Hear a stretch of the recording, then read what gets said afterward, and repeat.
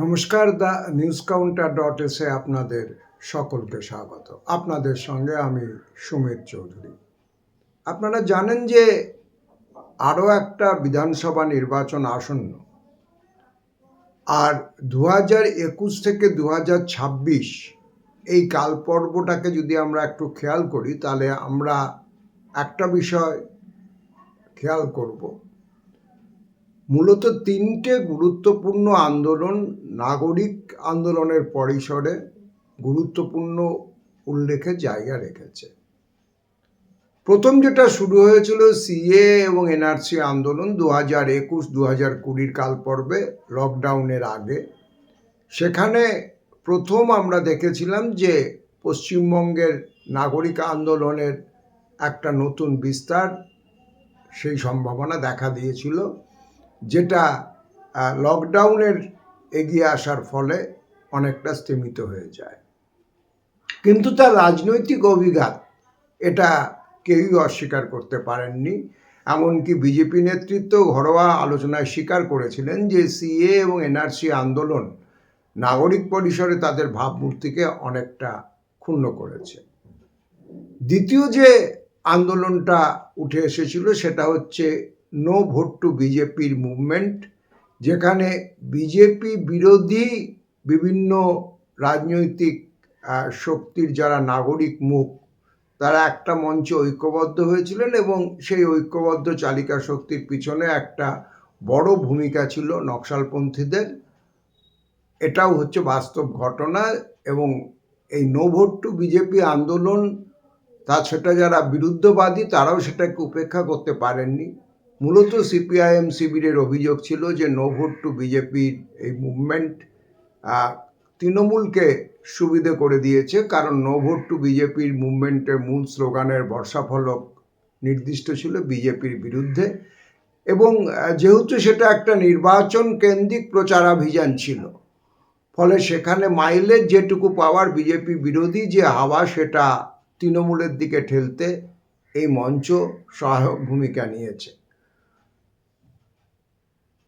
মুখ্যমন্ত্রী মমতা বন্দ্যোপাধ্যায়কেও দেখা গিয়েছিল যে নির্বাচনে বিজেপিকে পরাজিত করার পর যাদের ধন্যবাদ জানিয়েছিলেন, তার মধ্যে নো ভোট টু বিজেপির আন্দোলনের সংগঠকদের প্রতিও তিনি ধন্যবাদ জানিয়েছিলেন। যদিও নো ভোট টু বিজেপি আন্দোলনের যারা মূল কারিগর, তারা বরাবরই বলে এসেছিলেন যে বড় কোনো সংসদীয় দলের ব্যাকআপ নিয়ে তারা লড়ছেন না। তাদের এই ইনিশিয়েটিভ মূলত নাগরিকদের সমর্থনকে পুঁজি করে। এবং এই কথা সত্যি যে নো ভোট টু বিজেপি আন্দোলনের পিছনে বিভিন্ন বর্গের, যারা সরাসরি কোনো রাজনৈতিক দলের সঙ্গে যুক্ত নয়, সেই সমস্ত রাজনৈতিক শক্তি এবং ব্যক্তিত্বকে সমবেত করতে সফল হয়েছিল। তৃতীয় যে আন্দোলনটা সব থেকে বড়, যে তিনটে আন্দোলনকে নিয়ে আমি আলোচনা করছি, সেটা রাত দখল আন্দোলন, অভয়ার মর্মান্তিক মৃত্যুর ঘটনাকে কেন্দ্র করে। এটার পিছনে খুব বড় কোনো সংগঠিত উদ্যোগ ছিল না।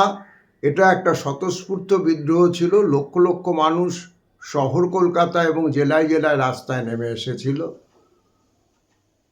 অবশ্যই এটা মানতে হবে যে রাজ্যের শাসক দলকে রীতিমতো চাপে ফেলে দিয়েছিল এই রাত দখল আন্দোলন। এইটা তিনটে গুরুত্বপূর্ণ নাগরিক আন্দোলন যেটা আমি উল্লেখ করছি। এই আন্দোলনের প্রথম দুটি ক্ষেত্রে বর্ষাফলক মূলত ছিল বিজেপির বিরুদ্ধে। অভয়া আন্দোলনের ক্ষেত্রে বর্ষাফলক নির্দিষ্টভাবে ছিল রাজ্যের শাসক দলের বিরুদ্ধে। বিজেপি নেতৃত্ব এই আন্দোলনে ইন্টারভেন করতে চেয়েছিলেন, কিন্তু তারা খুব একটা সফল হননি। ফলে বিজেপি নেতৃত্ব খুব দ্রুত এই আন্দোলন থেকে নিজেদেরকে আইসোলেট করে নেন। এখন যেটা গুরুত্বপূর্ণ বিষয়, আজকের আমার বুলেটিনের মূল বিষয়, যেটা যারা এই নো ভোট টু বিজেপির মূল সংগঠক ছিলেন, তাদের একটা বড় অংশ, গুরুত্বপূর্ণ অংশ, নতুন ইনিশিয়েটিভ নিতে চলেছেন তৃণমূল কংগ্রেস এবং বিজেপির বিরুদ্ধে একই সঙ্গে রাজনৈতিক সংগ্রাম গড়ে তুলে রাস্তায় থাকবার জন্য। অর্থাৎ যারা নো ভোট টু আন্দোলনের সঙ্গে ছিলেন এদের কেউ কেউ পরবর্তীকালে সরাসরি রাজ্যের শাসক দল তৃণমূল কংগ্রেসে গিয়েছেন, কেউ কেউ রাজ্যসভার সাংসদও হয়েছেন। কিন্তু মূল যারা সংগঠক ছিলেন তাদের একটা বড় অংশ এবার নির্বাচনের আগে একটা নতুন ঐক্যবদ্ধ মঞ্চ করতে চলেছেন, নাগরিক মঞ্চ বলা বাহুল্য, যা বিজেপির বিরুদ্ধে রাজনৈতিক লড়াই গড়ে তোলবার পাশাপাশি রাজ্যের শাসক তৃণমূল কংগ্রেসের বিরুদ্ধে রাজনৈতিক লড়াই গড়ে তুলবার ডাক দিতে চলেছে। মূলত তিনটে নকশালপন্থী শক্তি তারা এই উদ্যোগ নিয়েছেন। এদের অনেকেই নো ভোট টু বিজেপির অগ্রণী সংগঠক ছিল। আপনাদের চেনা নাম এমকেপি, যাদের মূল নেতৃত্বের Kushal Debnath no vote to BJP মুভমেন্টের অন্যতম আহ্বায়ক ছিলেন। ভাঙড় আন্দোলনের পরিচিত মুখ অলিক চক্রবর্তী এবং তাদের party CPIML Mass Line, New Democracy CPIML, এরা এই আন্দোলনের সঙ্গে আছে। অর্থাৎ আমি যে নতুন প্রস্তাবিত মঞ্চের কথা বলছি, এছাড়া যেটা গুরুত্বপূর্ণ যে অভয়া মঞ্চ যেটা তৈরি হয়েছে চলমান অভয়া ন্যায় বিচার চেয়ে আন্দোলনের স্বার্থে, তার একটা বড় অংশ পরিচিত মুখ যারা, বিশেষ করে ডক্টর পূর্ণব্রত গুণ এবং অন্যরা, তারা এই উদ্যোগে সামিল হয়েছেন। রাত দখল আন্দোলনের পরিচিত মুখ শতাব্দী, তারা এই আন্দোলনে সামিল হয়েছেন। এই নতুন যে উদ্যোগ, যা একই সঙ্গে তৃণমূল কংগ্রেস এবং বিজেপির বিরোধিতা করবে। আগামী 24শে ফেব্রুয়ারি এই আন্দোলনের উদ্যোক্তারা, এই মঞ্চের উদ্যোক্তারা রামমোহন লাইব্রেরি হলে সুকিয়া স্ট্রিটের কাছে গণকনভেনশনের ডাক দিয়েছে।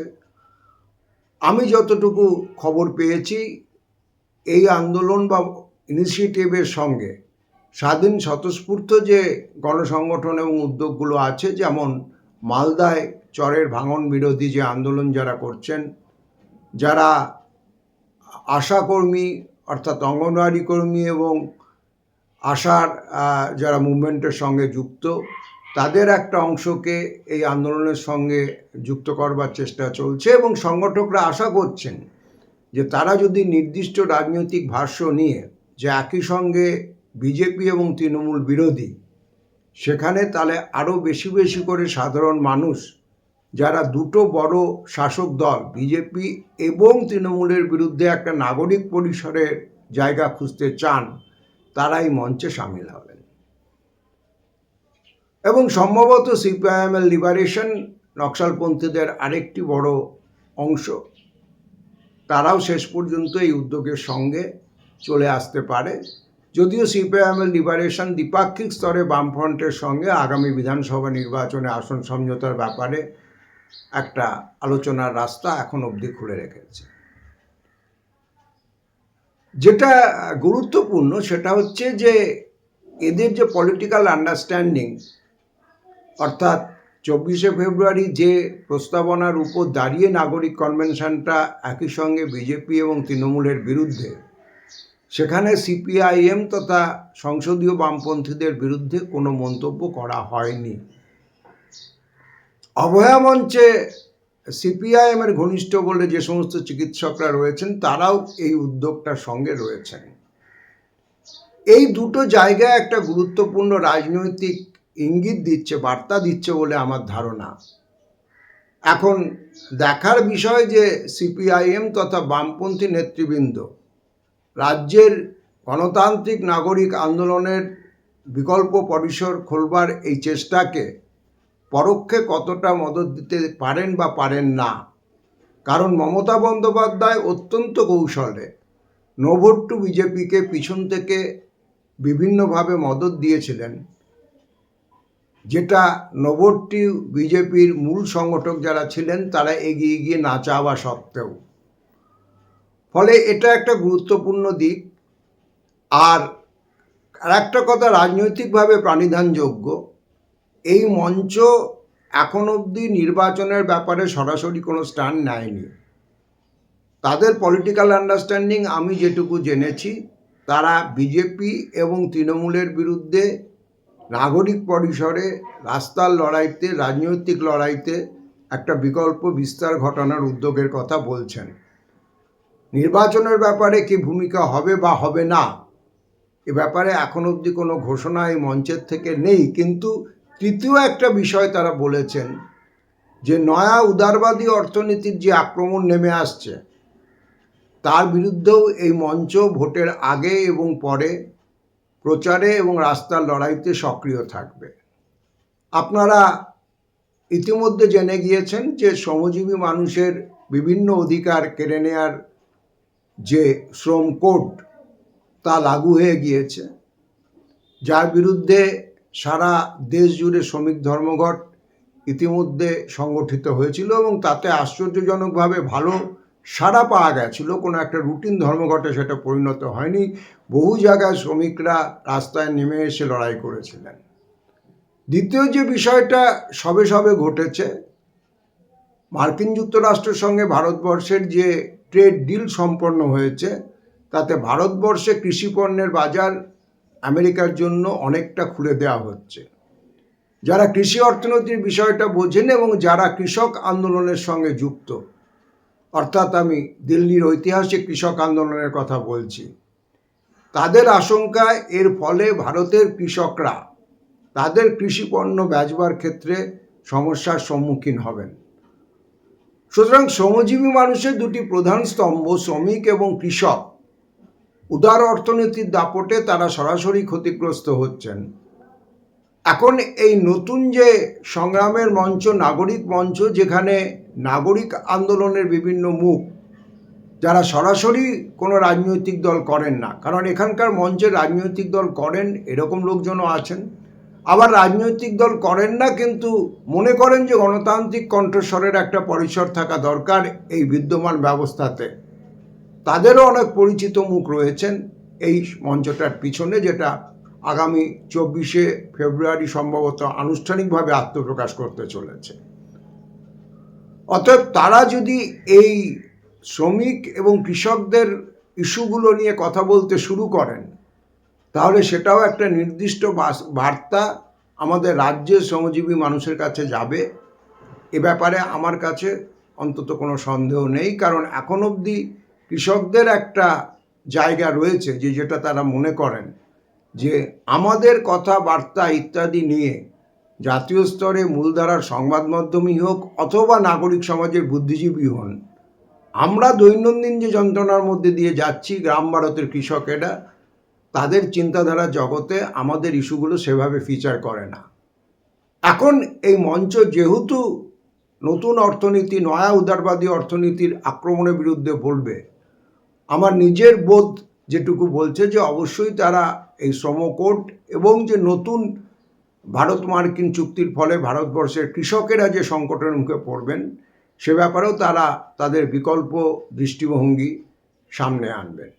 কিন্তু তার থেকেও গুরুত্বপূর্ণ বিষয় যেটা, যে যারা নো ভোট টু বিজেপি আন্দোলনের পুরোভাগে ছিলেন এবং গত বিধানসভা নির্বাচনে মুখে বিজেপির বিরুদ্ধে সর্বাত্মক রাজনৈতিক প্রচার চালিয়েছিলেন কিন্তু তৃণমূলের প্রশ্নে কৌশলগতভাবে চুপ করেছিলেন, তারা এই বিধানসভা নির্বাচনের আগে যে উদ্যোগ নিয়ে নতুন মঞ্চ সংগঠিত করতে চলেছেন, সেখানে তারা খুব নির্দিষ্টভাবে বিজেপি এবং তৃণমূল কংগ্রেসের বিরুদ্ধে রাজনৈতিক অবস্থান ঘোষণা করছেন। আর নকশালপন্থীদের সঙ্গে সিপিআইএমের অতীতে বিভিন্ন সময় তিক্ততা থাকা সত্ত্বেও একটা রাজনৈতিক প্রজ্ঞার পরিচয় দিয়ে তারা সিপিআইএমের কে কোনো রকম আক্রমণের পথে এই মঞ্চ থেকে যাচ্ছেন না। আমার যেটা মনে হচ্ছে যে আমি বরাবরই বলছিলাম যে সিপিআইএম নেতৃত্বকেও যদি বৃত্ত সত্যি সত্যি বাড়াতে হয়, শুধুমাত্র মুখে না বলে এবং কংগ্রেসের পেছনে ঘুরে না বেরিয়ে, তার সময় এবং সুযোগ চূড়ান্ত মাহেন্দ্রক্ষণ এসে গেছে। তারা কি সিদ্ধান্ত নেন, তারা কিভাবে রিয়্যাক্ট করেন, সেদিকেও নিশ্চয়ই আমাদের নজর থাকবে এবং আপনাদের সঙ্গে আমাদের যে ভার্সন সেটা অবশ্যই শেয়ার করব। TheNewsCounter.is এখন এই পর্যন্ত। দেখা হবে পরবর্তী এপিসোডে। সকলে খুব ভালো থাকবেন এবং আপনারা যদি চান, আমাদের অ্যাপিল থাকলো আমাদের যে নিউজ চ্যানেল TheNewsCounter.is এটাকে সাবস্ক্রাইব করুন, তাহলে আমাদের এই উদ্যোগকে নিয়ে যেতে অনেকটা সুবিধা হবে। সকলকে ধন্যবাদ।